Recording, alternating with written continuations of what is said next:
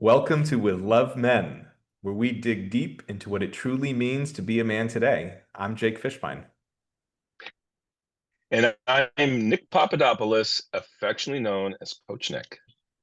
Together, we've led men's groups for a combined 25 years. And we've also written a novel, self-help inspirational novel, um, called The Men's Group and its impact on men's work, which is going to be out in hopefully by the spring of 2025. So stay tuned for more. Stay tuned. In addition to our novel, The Men's Group, and the Arena Men's Group, which we run, this podcast is another space where we have real conversations about vulnerability, courage, and connection. No masks, no pretending, just honest talk about being men. So take a deep breath. Jake, take a deep breath. Let it out. Step into the arena with us, and let's get rocking and a rolling. Let's do it. So earlier this week, you and I we went down to Lower Manhattan to the West Village to the Right, Comedy Cellar here in New York City. We had heard about right, an event courtesy of my friend Ron Carucci, which was hosted by a place called Open to Debate. I guess they do debates often, and this debate was called "Is Masculinity a Prison?" And we went to this debate on Wednesday, and right, there was a man arguing that no, masculinity is not a prison, and a woman arguing right, that yes, masculinity is a prison. And we had a fine time. It was interesting. And we thought right. as we were going to record this podcast this Friday, it's Friday as we're recording this, that what better topic than to talk about is masculinity a prison? So Right. as always, for our listeners, those of you who have been with us for a while, the new ones, we always prepare a list of questions that the other does not see. We do what we call hot seats in the Arena Men's Group, where we ask questions that our participants haven't seen in order to jog learnings and get beneath the iceberg. So we do that same thing here to mimic what the experiences we create in our group. So I have a bunch of questions. Nick has a bunch of questions, and I'm going to go first and ask you today, and Okay. then So we'll I'm go from I'm on the there. hot seat You're first. on the hot seat first. All right. I feel like that always happens, Jake. Just And saying. last time I think I was on the hot seat first All last right, time. all right, all right, But all we can right. check. There's information, there's There facts. is. There are previous podcast There episodes are which previous podcasts, which you can find on Buzzsprout and Spotify and Apple Podcasts, on Amazon Podcasts. So all places where you listen to podcasts, you can listen that's to. right. Although if you're listening to this already, you already know that. So what am I saying? Anyway, the first question I have for you, which we found really interesting, they didn't ask or answer on Wednesday night until the very end. But I thought this is a great place to begin is we're going to talk about is masculinity a prison? Well, what does the word masculinity even mean? So, Right. what does the word masculinity mean to you right now in your life? You know, it's interesting. I had lunch today with my partner and her friend, and I asked them both. I said, "How do you define masculinity?" Because I knew we were having this conversation this afternoon, and they both said, "I need to think about it." Which I don't know, that in itself just seems interesting to me that there isn't a response. And to your point, we went to this talk the other night, and it wasn't really ever defined, right? Um, and so this could be debatable that masculinity is a social construct, right? It's something that our society has constructed as what is masculine, what is feminine for that matter, right? In Western society, which is where we live, right? It's hard for me to talk about, what may be taking place in other cultures, but in our culture here in the States and in the West, masculinity is often defined by specific behaviors and attributes, right? Behaviors such as being strong, being assertive, being, having the ability to dominate, right? To take up space, to be competitive.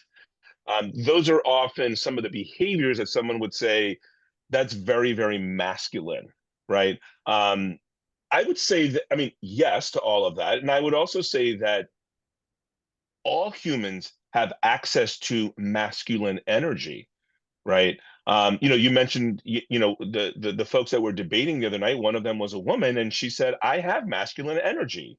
right? And she started to describe where that shows up for her. She said, I think she said something like she was in a roller derby, team and, league and competition and all that. I mean, that in itself, I don't think necessarily means you have masculine energy. However, um, masculine energy is often associated in our social construct as the behaviors that I just mentioned. What's interesting is that what I find interesting is that masculinity is often defined as being negative because of some of those attributes and behaviors, right? Being, showing strength or um, the need, especially boys. Like I have a 16-year-old and a 12-year-old, right? And they're constantly wrestling, constantly. There's constantly like physical energy, right?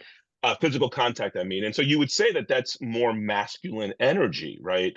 Um, and one of the things I really appreciated about the talk, or at least what landed on me, was to appreciate and embrace masculine energy rather than making it wrong. Now, it can cross a line just like feminine energy can, just like any energy can, right? When it crosses a line where it puts others down, or it belittles others, or it excludes others, right? Or is harmful. Absolutely. But masculine energy in itself is and can be very, very healthy. Um, I remember when my son, when he was in a very, very progressive school in Manhattan, and he was very restless. My son Elias, he was really, really restless, right? He was constantly moving and constantly wanting to stand up. I remember one time the school called me in because they were in art class, and the UPS man happened to come in and sort of walk by their art class and had some boxes. And my son jumped up and said, "Hey, are those boxes for me?" And the class all erupted and started laughing and became really, restless. And the school called me in for it.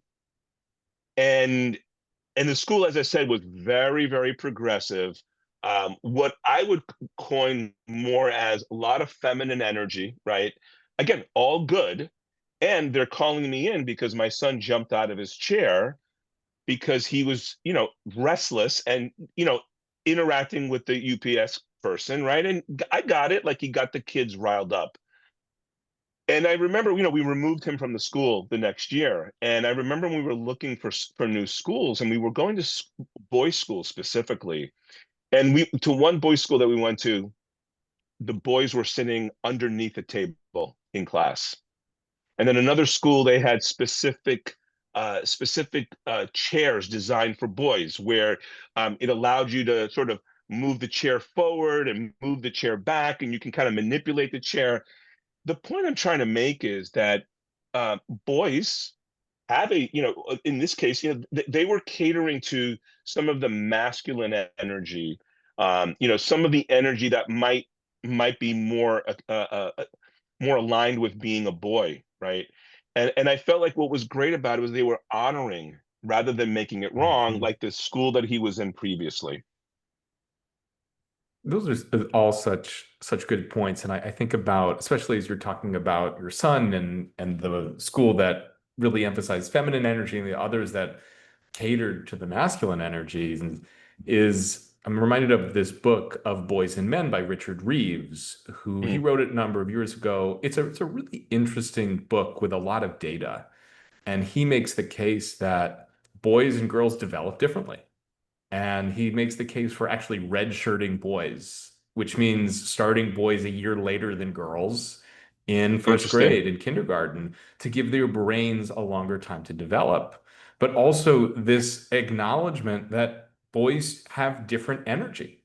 And Right, and and this is where, for me, whenever I hear masculine and feminine energy, and my stance toward it has softened over the years, I've always hated the terminology because it's so easy to think that it defaults into men and women, which it right, doesn't. That right, you can have a man who has a ton of feminine energy and is very right. calm, cool, and collected and And does successful. and successful. And and you could have a woman with a lot of masculine energy who's very commanding and very domineering and very like driven and very Right. successful in that way.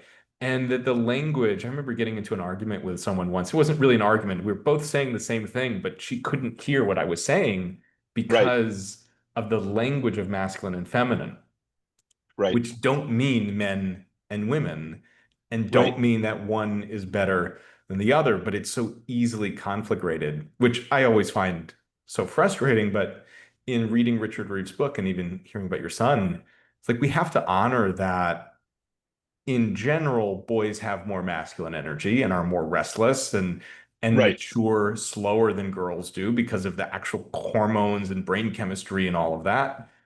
right, And like girls have feminine energy and it's different and both require something different versus we're just going right, to put everybody in the room and give them the same right, treatment because they're all kids. right, exactly.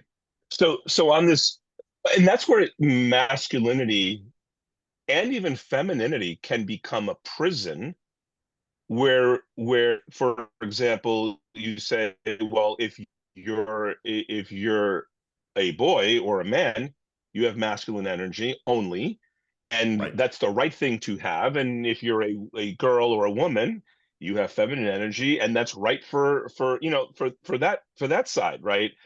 That's where it can become a prison, right? Because then you're in a box, you're in your lane, if you will, right? And life is gray, life is nuanced, life is messy.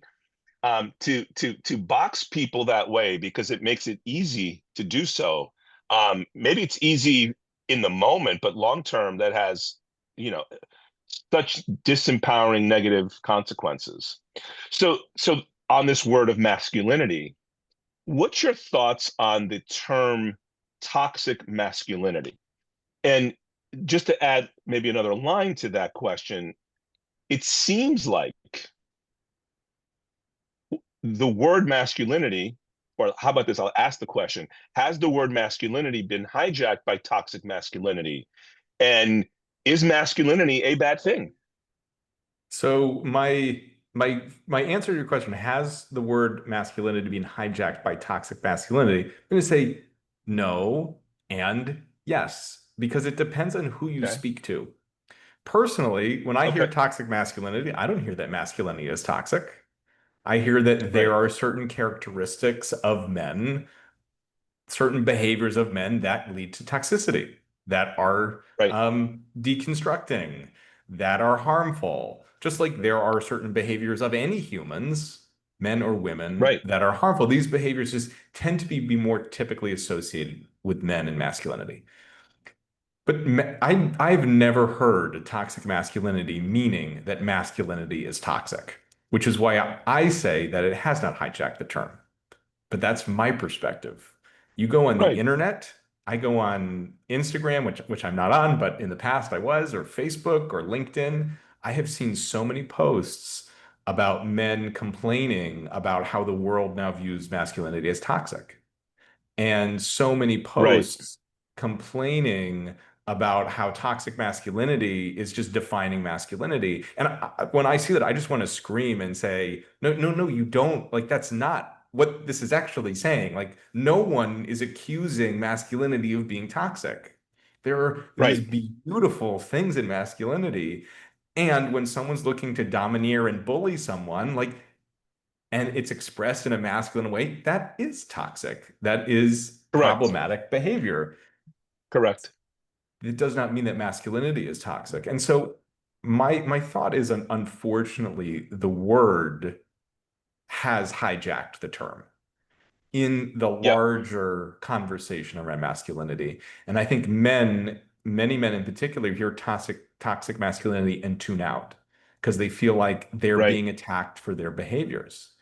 And that is incredibly problematic because most men are not exhibiting toxic masculinity. Right. More than any person has toxic behaviors. And you and I both have had toxic behaviors. Like no Right. person Right. is exempt from making mistakes. I talk Right. to my fiance about this all the time now because now I don't, Congratulations. thank you. I don't get to say girlfriend anymore.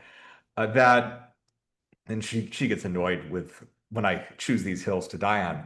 But There are so many terms that are thrown around now, from ghosting to breadcrumbing to love bombing in the dating world in particular, Right, that are also associated with toxic masculinity or toxicity. And I always think like we were labeling things to try to understand our own heartbreak and protect ourselves versus just acknowledging this person is emotionally unavailable and just not really good right, in relationships. right. Well, Like we've had that the conversation. Go ahead, Jake. I was just going to say, it's like by labeling it, we take away the possibility for empathy and we construct a wall to protect ourselves. Yes. It's the same thing where I hear everybody's a narcissist these days, which is Right, ridiculous. Everyone, right, no, not that many people can actually be narcissists. Might they be right, a little self-centered for an hour? right, right, right, Sure.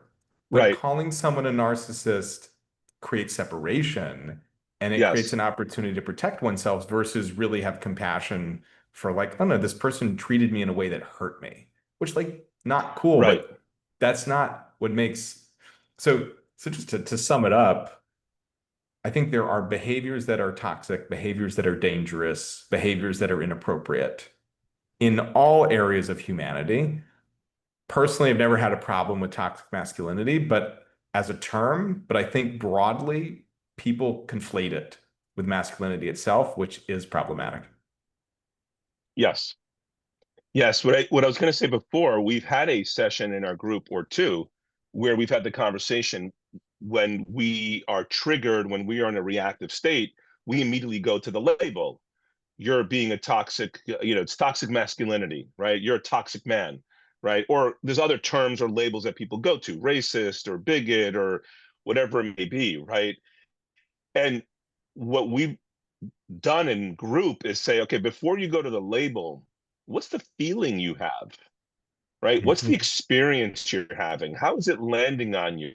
Right? Like you said, if the person doesn't, if you're in the dating world and the man doesn't respond or responds in a certain way and it triggers whatever it triggers, let's actually as I like to say, let's name it because if you name it, you can tame it, right? So like that's more productive than just again, it's toxic masculinity. We have, masculinity is toxic as a whole. It's like, wow, I mean, when we label like that, especially around masculinity, then there's no room. There's no room to go from there, right? It's like you're masculine or you have masculine energy, therefore you're toxic, and that's not Eh, realistic or It's helpful. not, it's not, and it's one reason why so many men feel so forgotten and disrespected right now because they feel like just being a man is wrong, which I'm sure Right, there is a small segment of the population that believes that because there's a small segment of the population that believes everything.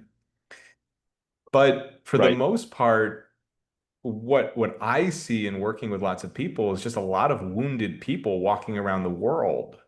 And so, of course, wounded people are going to, you know, call out behaviors that aren't working for them and label it. And more wounded people are right, going to receive that and think that nobody cares about them. And so we're dealing with this right, really a toxic cycle, I would say, when right, most people, the broad majority of people, I always say this, don't wake up in the morning wanting to be an asshole. Like most people wake right, up wanting to be right, kind to each other, wanting to help their neighbor, right. wanting to be friendly, wanting to talk to their friends. They don't wake up thinking, I'm going to be a toxic person today and ruin someone's day. Right, right, exactly. Good stuff. So, Good stuff. yeah, to bring it back to this conversation, I really appreciated what you said, which is, this can create that prison-like space with labels like this, the label itself. Right, How would you describe the rules of masculinity or the rules of manhood that you learned growing up? Because oftentimes I think the rules can feel like a prison or the rules can feel right. confining, even though those rules are not what masculinity may be, but they can be easily conflated. So how would you describe the rules of manhood that you learned growing up? Yeah, I mean, it reminds me of the Four Agreements, which I've read several times, but I reread it this year. Actually, it was one of the assignments that I gave in one of the other men's groups that I facilitate, and a big part of the Four Agreements, at least the fourth agreement, goes into it really talks about how we all humans, right? We were all born, right, and we're born into these scripts, right? That we had nothing to do with. Not good or bad, but just we had nothing to do with. We didn't have a chance to write them. We didn't have a chance to edit. We didn't have a chance to comment on them, right? We're born, right? So I'm born, for example, I was born to two immigrants. I was born male with my maleness. I was the firstborn in an immigrant home, right? And so and I had the name of both my grandfathers, right? I'm giving you sort of a little bit of the background because I was handed a specific script, just like you were handed a specific script as a boy with maleness and, being born to two parents who were not immigrants, right? And et cetera, right? And so I want to say that to create awareness that we are all born into a script.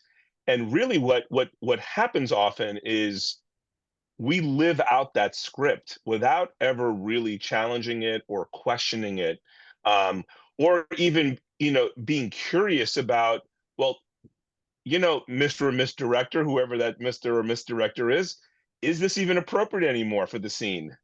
Right? Is it appropriate? We're now in whatever year we're in. We're in 2025. Is this narrative still appropriate? Right? So I was born into and handed a script, and the script, to answer your question, one of the points in the script, boys don't cry, boys don't show emotion.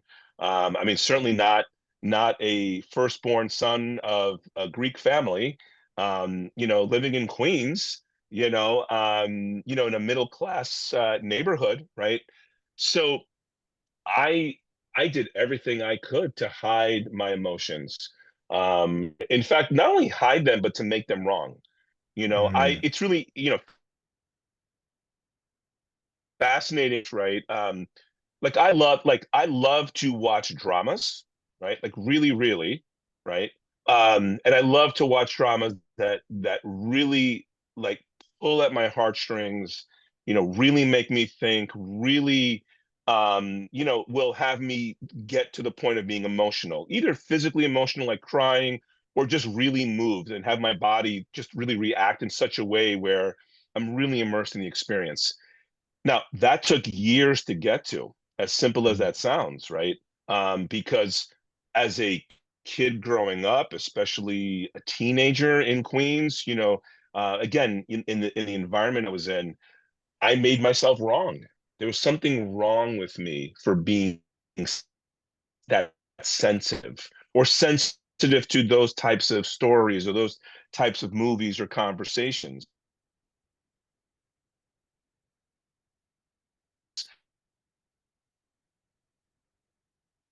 And so most people, growing up would describe me as a trickster, a tough guy, very much or emotionally unavailable, right? Um, words like compassion and empathy and forgiveness and all of that, not a chance. Like that was not anywhere near for me. And listen, it did a lot of damage for me. I mean, I remember, my dad died when I was in my mid 20s and I did not cry. I couldn't even connect to my heart. It's not even a question of like mourning. I couldn't mourn. I couldn't cry. I couldn't even process because my go-to was just stay busy and move on. Because, I grew up again in the environment of, men don't show emotion. You have to be strong for everybody else, right? So now, my mom is, now widowed. I had a younger sister at the time. She was in her teens, right? So I've got to man up. I've got to suck it up. I've got to, take care of them. And it wasn't until a couple of years later, thankfully, that I went and did a workshop, and they did a mom dad visualization exercise. And it was a 4-day program, and I remember the first 2.5 days. Um, I was tough guy. I would not, people would open up, people would share, people would be honest, and I was just completely, distant. And I remember one of the facilitators came over to me. Uh, uh, this was, 2.5 days in on a Saturday afternoon, and they said, "Look, we're going to be doing an exercise this afternoon," which happened to be this mom-dad visualization exercise. And they said, "This is going to be your last chance, really, in this weekend Mm, program to really, really go for it."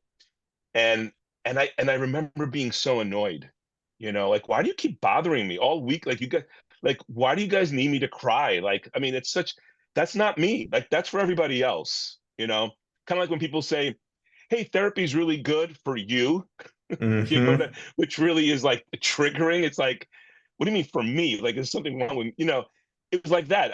What do you, it's not for me. Crying is for everybody else, right? Really arrogant and righteous. And I remember I spent my hour and a half lunch with one of the facilitators, and they were just like, "You got to let go, you got to let go, you got to let go." We finally came to an agreement. This is how much I was holding on to this script of men don't cry. I said, "Okay, when we do the exercise, about 40 people in the room. I want to be in the corner. I want my chair facing the wall. I don't want anybody to see me." And the facilitator said, "But everyone's eyes are going to be closed and the lights are going to be shut." I said, "I don't care. I need to be in the corner, away from everybody, with facing the wall, and I will allow myself to go there, even though I don't even know what I don't even know. Right? I don't even know like what I'm even going there. Right?" And he agreed, and the exercise was about an hour and a half, and I don't remember the hour and a half. All I remember was the lights coming on, and it was in the winter, so I had a sweater, and my sweater was like over my head because again I was trying to hide, and my sweater was drenched. I had cried for an hour and Mm, a half, and I don't even remember it. Right?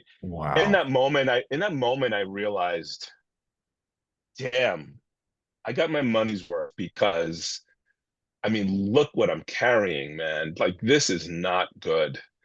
Um, and it's really interesting because, you know, when I look at pictures of myself in my 20s, I look older than I do now in my 50s. And I Wow. really do believe I was operating, inside of this really, really unhealthy paradigm. So, yeah, that's a long answer to your question, but yeah, it was pretty intense. It's super intense, and I appreciate, as always, the long answer. And I mean, every time I hear that story, it's such a powerful, important story. And I was really present as you were sharing to how important that story is for men to hear. I was Yeah, working with a client earlier this morning, and he was saying how he feels emotions, but he just sees no need for them. Like they get in the way. They like, I need to just be efficient. Like he's like, at work, emotions, they shouldn't be there. And I was like, well, maybe they shouldn't, but they are. Like, right. but Right. the Tough reason I, noogies. like tough noogies, you sharing that for the men or even the women out there who are listening who may have stuffed down their emotions for whatever reason, like Right. to hear it and to know that like you've made such strides in terms of connecting with your heart in the years since, Right. it's possible, it's more than possible, it's healthy. Right. And I think it's so important for people to know that it's not like we just woke up and we're who we are today. Just like Yeah. who we'll be in 20 years is different than we are today, given whatever work we do over the next 20 years. So I just think that's so important. And the other thing that came to me as you were sharing, and I was thinking about this whole idea of is masculinity a prison? And you said, you're born into these scripts, and we all Right. are, is maybe masculinity is prison like the Truman Show was a prison for Jim Right. Carrey, and that he didn't know it was a prison. He thought it was Exactly. his life. Right. And he was out playing the script, and everyone else was playing the script around him. And it felt real. It felt normal until he saw what was behind the veil. He became disillusioned. The illusion dropped. And suddenly he realized, I am in a prison. And I think Exactly. that. Like masculinity, at least from my perspective, masculinity itself is not a prison, but how we Right, wield it, right, the scripts we make up about it, maybe right. those are in the way that the Truman Show was. Yeah, that's why, I know you and I have such an appreciation for learning. It's one of our core values because really what learning provides is access to awareness, right? Access to what else, options, right? Like you're describing the character in the Truman Show, right? It's like you start to realize, well, there's a different perspective, or something else is possible, or what I thought up until now was fine, but now there's new information, right? It's not even that you were wrong before, right? Like I was born like you, born into a script. I didn't do anything Mhm. wrong, right? And as I started to become aware, like in an exercise like that, oh, something else is possible. Yes. I might want to explore that, right? Um, and I let me just say this: the real courage comes, I believe, the real courage comes when you have that aha, right? You have that awareness. Just use my example. There's obviously millions, and you have many, many, many, right?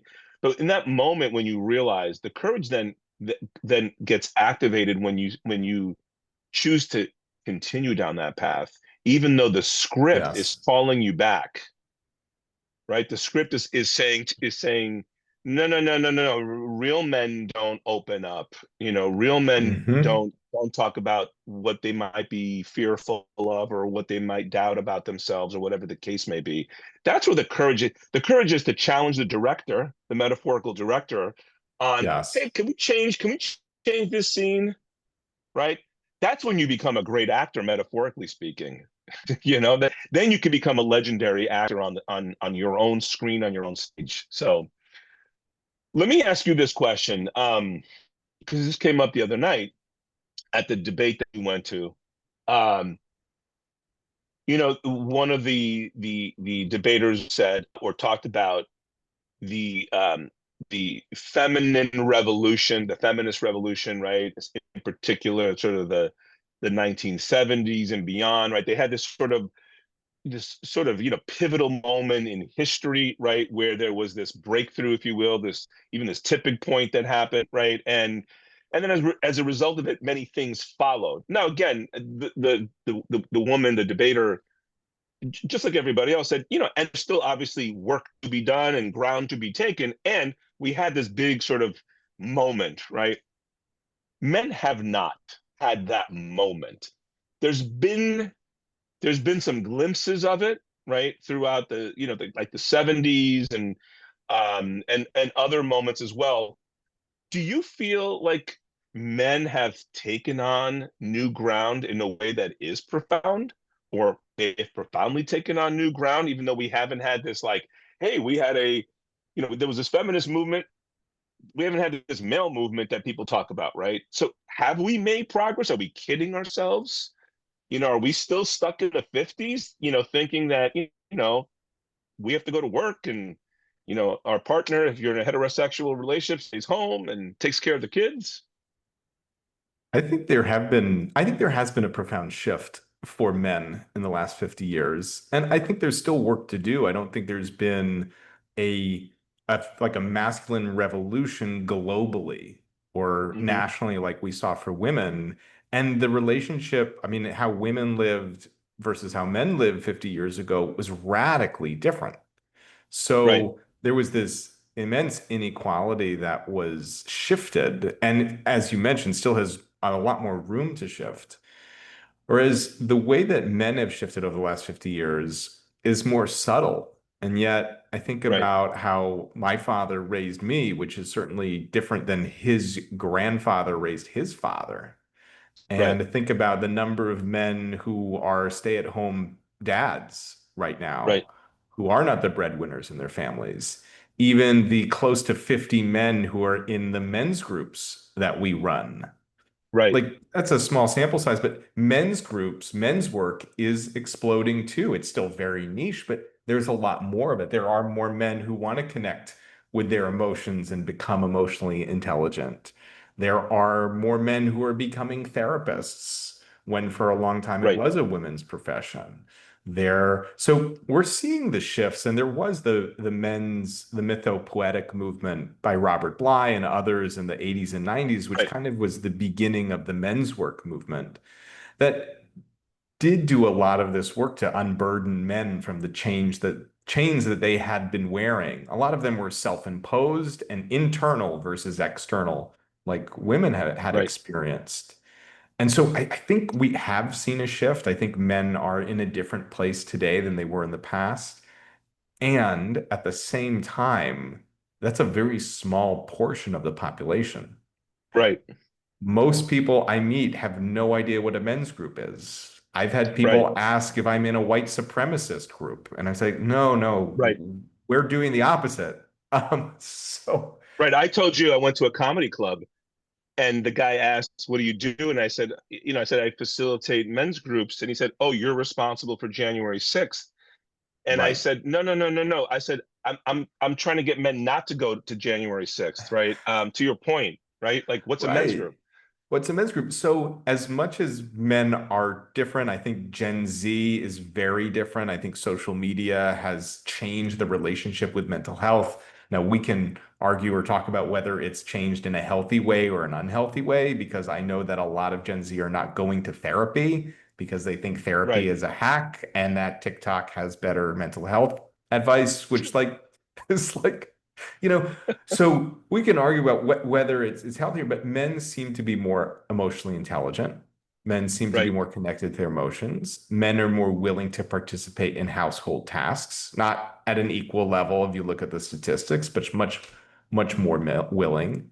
And men Right. seem to be working on themselves more. And at the same time, men are experiencing more loneliness than ever. Men have fewer friends.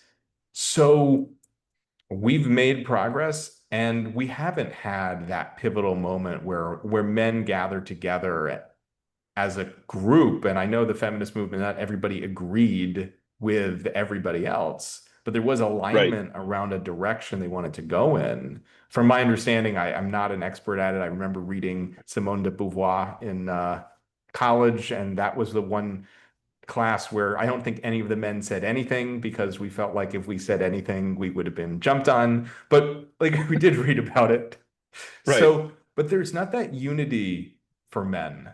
And we have everyone from the Andrew Tates and the Jordan Petersons of the world trying to elevate men to people like we're involved with who Right. aren't household names who are trying to elevate men. So there's not that unity of movement of like this is what it means to be a man. Does it And need it, Jake? Does it do men need that? I Is actually it the do. face? Is it the, Yeah. the pivotal moment? I think men need direction, which is really interesting because one of the masculine energetic qualities is driving direction, is driving change. Right. But what I hear from time and time from men is like, just tell me what to do. I think Right. men are looking for a map. Men are looking for someone. It's why there's being drawn to people like Andrew Tate or people like Jordan Peterson who say very clearly, like, this is what it means to be a man. This is what you Right. should do. Because nobody is saying, this is what it means to be a man. Nobody is Right. saying, this is what we need. There's Right. there's not agreement. And that, I think about our work, and our work has always been about redefining what it means to be a man today. And one of my Correct. big recognitions years ago when we started writing the book is every man has to determine the kind of man he wants to be. That Right.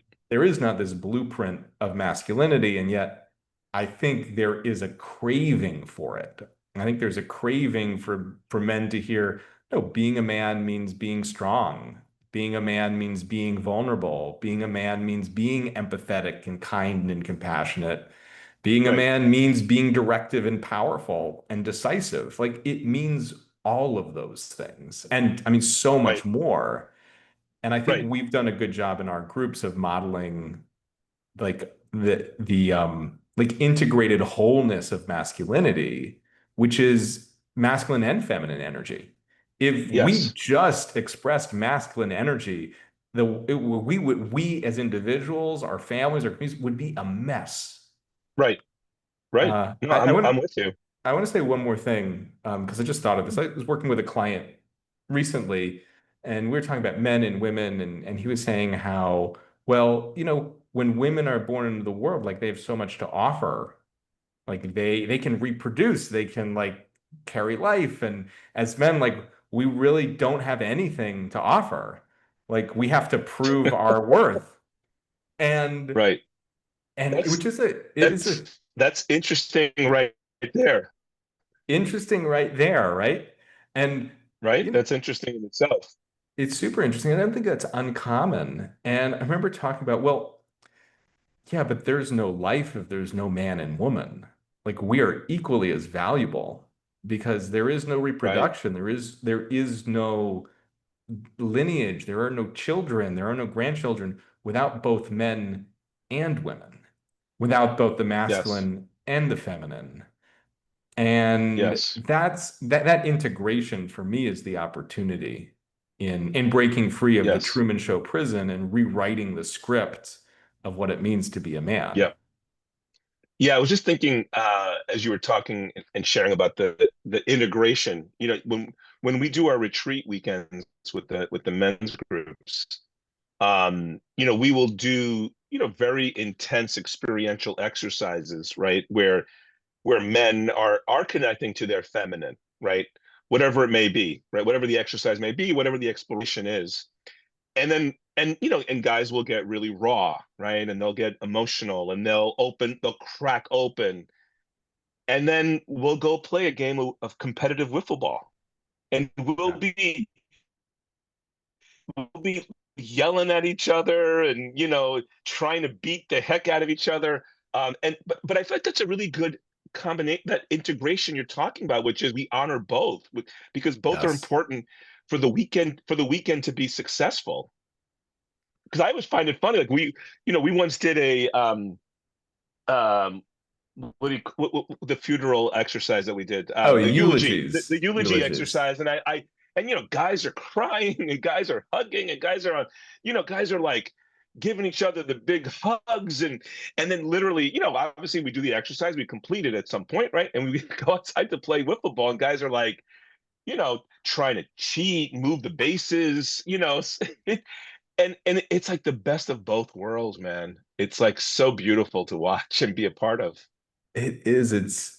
It's so important to honor the fullness of us. And as you were speaking specifically about that, I just thought about, we do men's work, and I've also coached women, and sometimes the women are more masculine than the men. And it's this ultimately what I see is they're all humans having the same problems, whether it's Right, men or women, they just kind of show up differently. right, And in many ways, I think the work we do is about for men to recognize and drill down and go beneath the layers of who do I want to be as a man? Who am I in right. this world? But it's also just to become more human, to become more of that integration. And if you're listening and you're thinking that's me saying, well, I think men should be more like women or women should be more like men, it's like that's not what it is. Right. Because men express feminine energy different than women do, just like women Yes. express masculine energy different than men do. It's not about this like collapsing of the genders or the Right. collapsing of the sexes, which I know has been a lot of people complain about. It's like that's not what we should go for.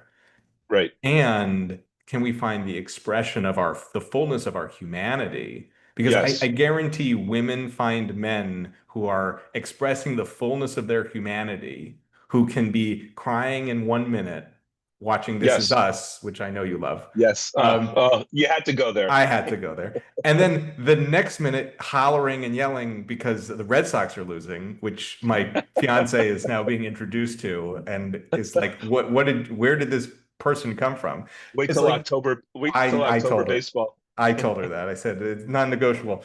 But it's like I think women want the fullness of that. They Yes. want a man who has access to all of himself in Yes. his particular way, not who's just fitting into the box of this uniform human. Just like, I love it when my fiance is dressed up in her beautiful dresses and like expresses her femininity, and also when she gets passionate about things and like, Yeah.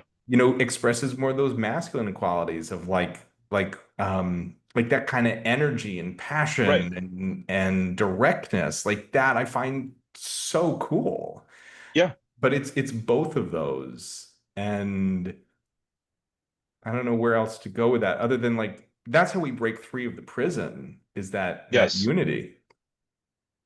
Yeah, it's rewriting the script. I know you use the term that we always use, which is redefining what it means to be a man. You could Mhm. replace that with it's rewriting the script, and your good news, because I love to deliver good news, is that you can, and there's a lot of benefits for doing so. Yes. You really, really can rewrite the script. Um, there are examples of people who have done it, and regardless if there are or there are not, the good news is you can in any moment. Yes.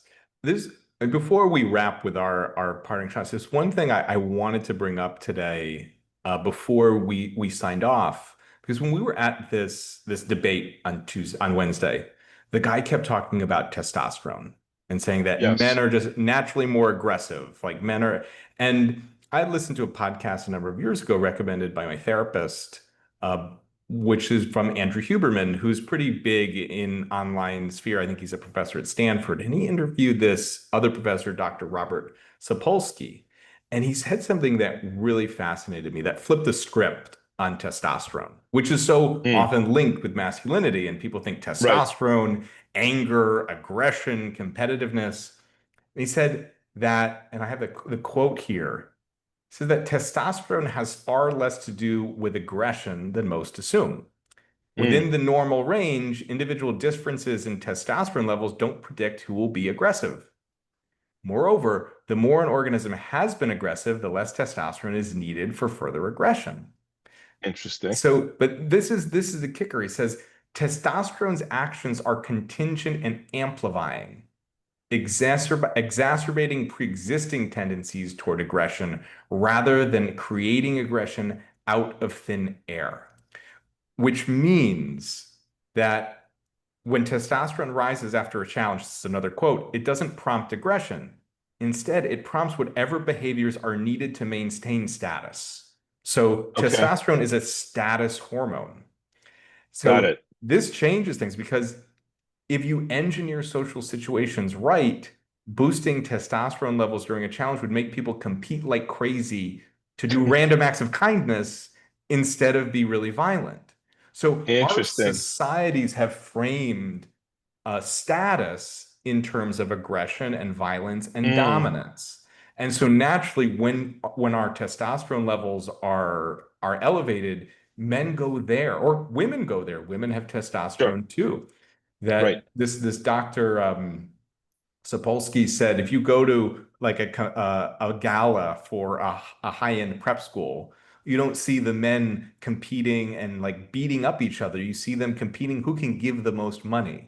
Because Right. in that situation, status is determined by who can give the most. And so Yes. testosterone is fueling that. And I think it's such an important thing in this conversation around masculinity and is masculinity a prison, to point out to all of you who are saying, well, I'm just naturally aggressive because I'm a Right. dude, because I have Right. high. No, you're aggressive because our society says that aggression will give you more status. And Social testosterone, construct. a social construct, a script. Yes. Is that your parting shot? Because that was a drop the mic moment. I'm gonna that'd be my parting shot. That's the smartest thing I'm gonna say all day. So That was super smart, man. That was really great. My parting shot will be, and you've heard me say this a gazillion times, and I'm proud to say it a gazillion and one times, which is it is all made up. And really where that comes from is my awareness of the script or scripts that I was born into, and yes. realizing the moment that I realized that I had freedom to rewrite the script, to challenge the director, challenge the system, right? That was one of my that was just like being reborn, honestly. Mm, And so it is all made up. And what I always say is go rewrite the script. Go make up something that serves you, right? That fills you up, right? That's aligned with your values, or go find what your values are. But so, by rewriting and by remaking it up, if you will, and make up something that's going to serve you and also others, right? yes. Go and to me, that is part of redefining what it means to be a man today, which is go make a difference for others, right? Go fill their buckets up. Go move the action forward for them. Um, you are not you are not stuck. You are not bound by the chains in the prison maybe you were born in, because the door is wide open, Mhm. actually. Yes. Maybe you were born in a cell, if you will, but the door's wide open. It is wide open. It's been wide open. You can walk out anytime. You have access to freedom. Go for it. It's likely one, if not the best gift you could give to yourself and to the people around you. That's my parting shot. I'm Coach Awesome. Nick with I'm love, Coach Coach Nick. Jake. Would love Coach Jake. We'll see you next time. Thank you, everybody. Thank you.